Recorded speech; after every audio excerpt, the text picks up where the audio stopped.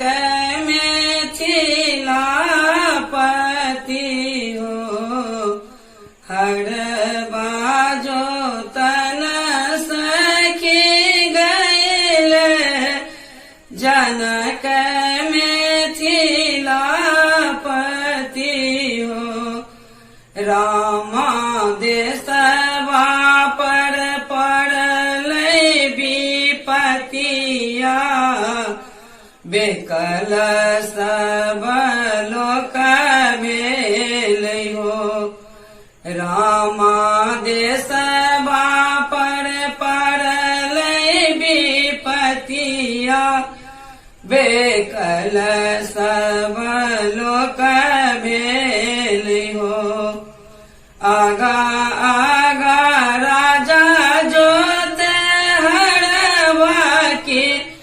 पाछा पाछा रानी हो आगा आगा राजा जोते हरवा के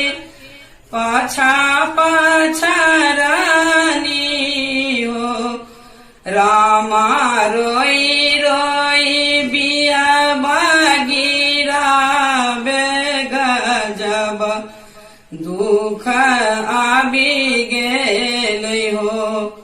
रामा रोई रोई बिया बागीरा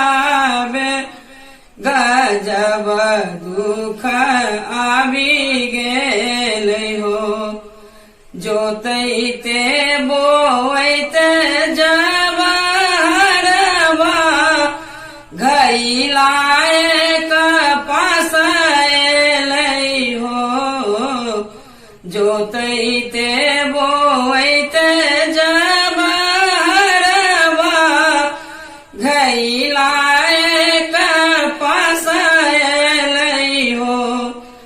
रामा लागी गेलै घैला में फाड़ की सीता के जनम भेलै हो रामा लागी गेलै घैला में फाड़ की सीता के जनम भेलै हो कोड़ा काए